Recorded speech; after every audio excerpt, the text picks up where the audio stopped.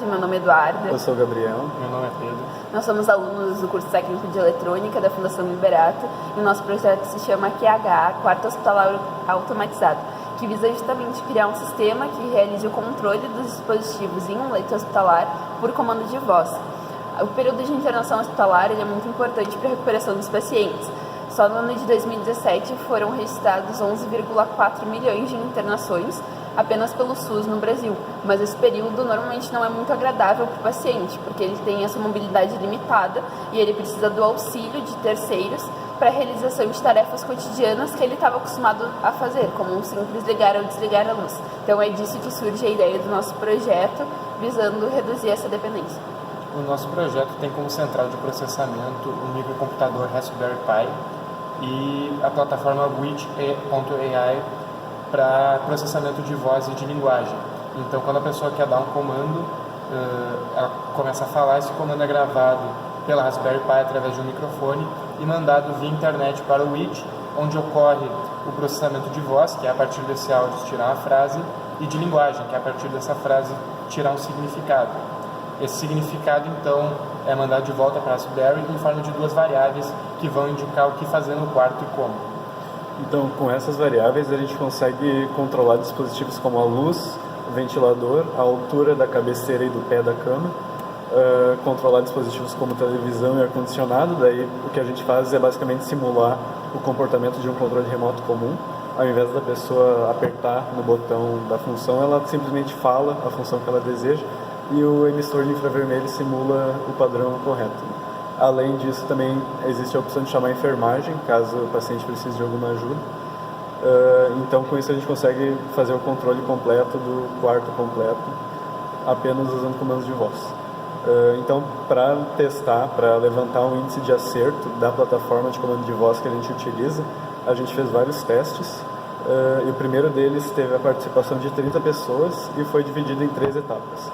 Na primeira etapa, foi pedido para que elas falassem numa determinada sequência, determinados comandos que estariam englobados no sistema em si, como ligar a luz, ligar o ventilador, por aí vai, nessa determinada sequência.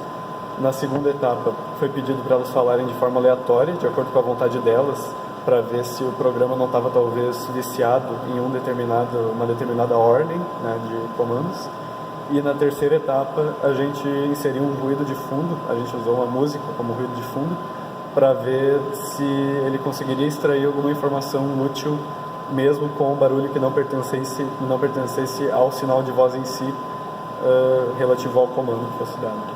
Bom, os resultados desse primeiro teste são na figura 13.4 e nós tivemos um índice geral de acerto de 87%, mas teve funções como ligar a TV, que chegaram a 97%, enquanto que funções como descer pé ficaram em 55%.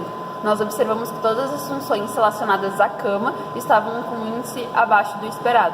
A gente tinha 2 hipóteses para essa questão. A primeira era que o sistema estava pouco treinado ainda, porque foram as últimas funções adicionadas, e a segunda é que as frases mais curtas tivessem maior dificuldade de identificação. Depois de a gente treinar o sistema novamente, fazer as validações no Witch, nós realizamos o teste novamente com mais 30 pessoas diferentes e repetindo as frases curtas como descer pé e frases mais longas como descer pé da cama, por exemplo.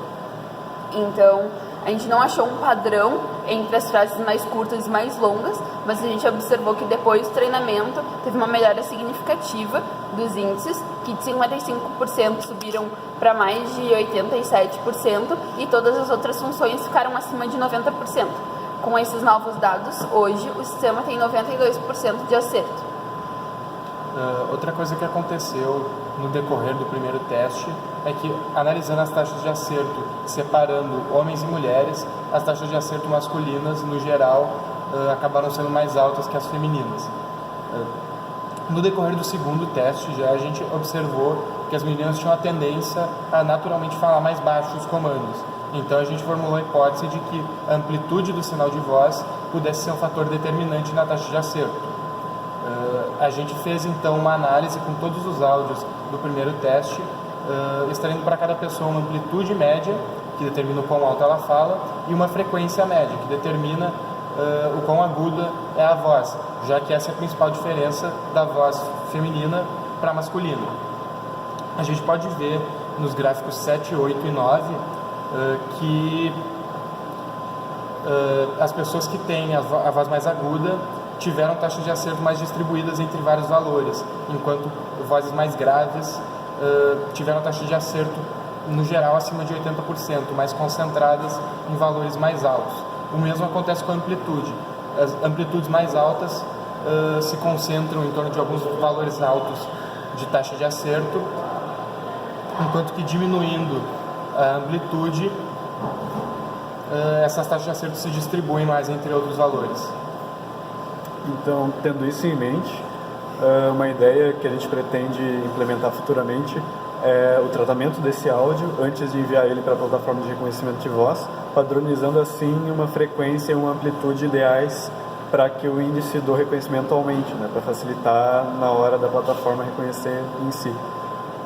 Então, com essa ideia, mais o próprio retreinamento da plataforma, é possível aumentar o índice de acerto, que já no momento está em 92%, mas pode ser aumentado, né?